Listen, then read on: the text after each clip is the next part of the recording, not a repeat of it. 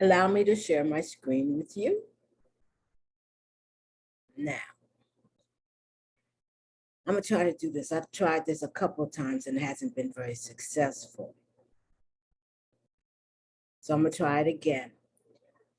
I make cards. The cards, that's not the problem. It's making the zoom has been the problem. The cards aren't the problem. And you can see they're multicolor. So I love colorful cards. I think it helps the student to, because the colors are so off centered, some of them, that it helps the students to remember, if nothing else, by the color of the card. So what I did was I made a number of cards in which I condensed, brought to its minimum certain Spanish rules that are important. Okay, so let me see here. The first one I did, because my favorite area of the Spanish language is the subjunctive. So the first one I did was, I did, when do you use the subjunctive in Spanish? It really, these cards, as far as at least the subjunctive is concerned, will give you an idea, but let's be realistic. The subjunctive is something that you have to be taught again and again and again. And then something, at least for me, something just clicks. I remember I was walking down the street in Mexico City.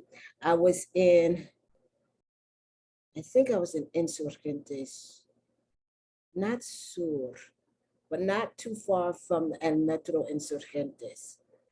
I was where all the embassies were. And I think the American embassy was there. No, that's not, that's La Zona Rosa. I forgot. It's been such a while. But I don't think it was too far from the Metro Insurgentes. And I was listening to, oh my God, back then, I think it was Camilo Sesto. I listened to music in Spanish. And I like music in Spanish, you know. Some of the, I call them the crooners, right? Boleros. And the man kept saying the subjunctive, and instead of habla, he would say hable, and they say viene, he would say venga. And I knew what the subjunctive was. I know what, you know, I knew the forms of the subjunctive, but I couldn't get, why was he saying it that way instead of using the simple form or the form of the indicative mood. And then, I don't know, I can still feel it today. Something just clicked. Boom. And it wasn't a boom. I shouldn't say boom. It was very subtle. It was like boom. Maybe boom. It's very subtle. But I got it. I know why he was using the subjunctive and singing that. And the difference in meaning to someone who speaks Spanish or someone who understands Spanish or someone who understands the subjunctive and doing it in the subjunctive rather, let's say, than the present. And it was the present subjunctive instead of in the present indicative, or instead of using the future. And it made sense. So I'm trying to condense all this. For example, I talk about, here we go, using the subjunctive with emotional reactions plus the K. It scared me that, and after that, it scared me that independent clause is in the subjunctive. Okay.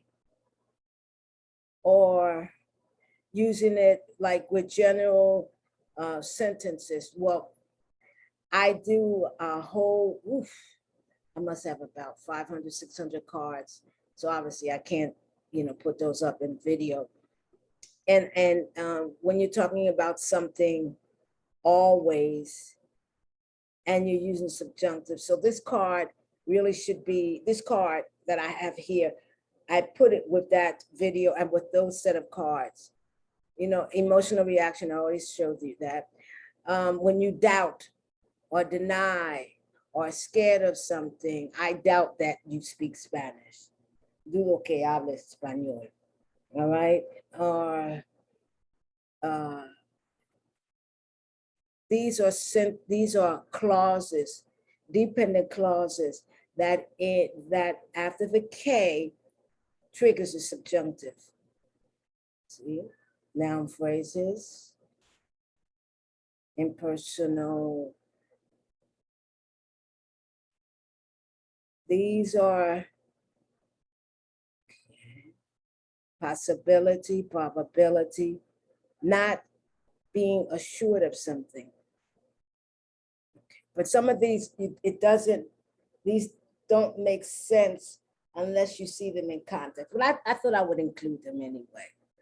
Okay. And it's the adverbial. Now, when you have the adverbial clause plus a hypothetical or anticipated action, when I get home, cuando regrese, not cuando regreso, or no, not cuando regresa ella, pero cuando regrese a la casa. It's anticipated that I will return, but I haven't returned yet. In English, it's just a simple present when I return home or when I get home. In Spanish, it wouldn't be the present indicative, it would be the subjunctive. Now, if you're talking about something that you always do, it's a factual action rather than what you're going to do. But once again, I include these, but they really don't make that much sense until we look at the subjunctive in more detail. But these are rules. Okay, so let's look at the real rules. How to use personal pronouns, except for third person singular and plural. The same object pronouns are used for both the direct and indirect. So me and te is for direct and indirect. But if you're talking about the third person singular, if it's direct, it's lo and la. If it's indirect, it's le. Right? I gave it to him versus I gave it to, no, he gave it to me.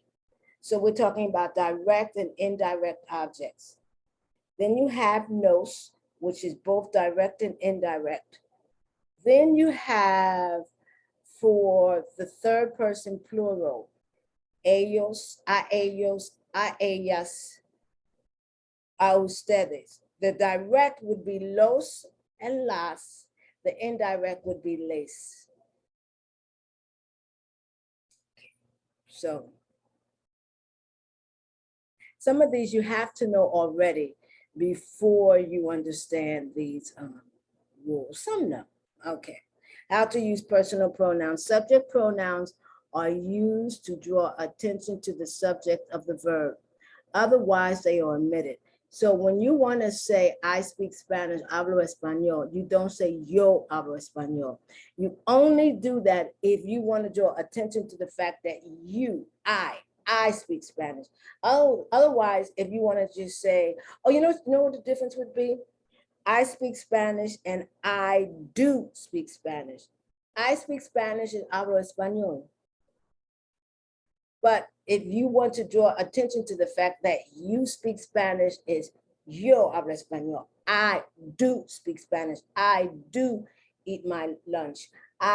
We do go to school every morning. Putting that do draws more attention. In fact, it's okay. I never said you didn't.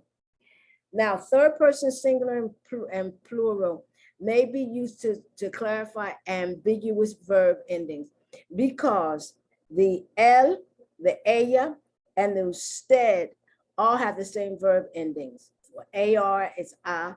For ER, for ER and IR, it's A. So sometimes you might want it to make it clear that the third person is either él or ella or usted. And the same thing is for the plural. It's ellos, ellas, y ustedes.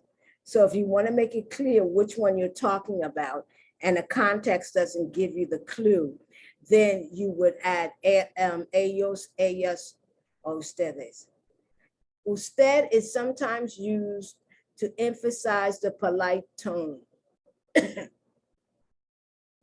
And so when you want to say you speak very good Spanish, habla español muy bien. But you want to emphasize the fact that you mean you, what is it, usted. Habla usted muy bien el español. Okay. I got a feeling this is going to go over a couple of videos because you see my little bun here? It's on the side. Like I'm trying to be cool, but I'm not. It just falls. Okay, here we go. There we go. Put it in the middle. Sort of. Okay. So I know people have been taught that adjectives go after the noun. Not all of them. Like for example, alguno, algún niño. A lot of times you drop the O if it's singular. Algún niño. This goes before the noun. So we're looking at adjectives. Throughout these cards, you're going to see adjectives that go before the noun and adjectives that go after the noun. Sometimes the same adjective can go before and after, but the meaning changes. Okay, I'm gonna do a couple more and then I'm gonna do a part 2, 3, 4, 5, whatever. Here's an example, an adjective that goes, the same adjective, alto. When it's before the noun, it means high or top. When it's before the noun. But when it's after the noun, it means tall. Now, in English, you know the difference. But in Spanish, it's very clear. Alta montaña. That's a high mountain. Hombre alto, a tall man, right? They're both in each other's ballpark, but they don't mean the same thing. So you have now the color blue is the color blue in the large letters. Adjective before alto, high, top. The color green is the color green in the large letters. Alto, tall. Let me just do about 2 more and then I'm going to finish this video. Okay, the same thing. Adjective before, look at the color. Adjective after, look at the color. So when you have antiguo and you put it before the noun, it means former or ancient. Something that you at one time owned, but not anymore, former or ancient. When you put it after the noun, it means ancient. Isn't that interesting? See, in English, we don't do that. A lot of times you just have to figure it out. But positioning in Spanish, especially when you're talking about adjectives, determines meaning. One more. An adjective precedes the noun. Isn't this interesting?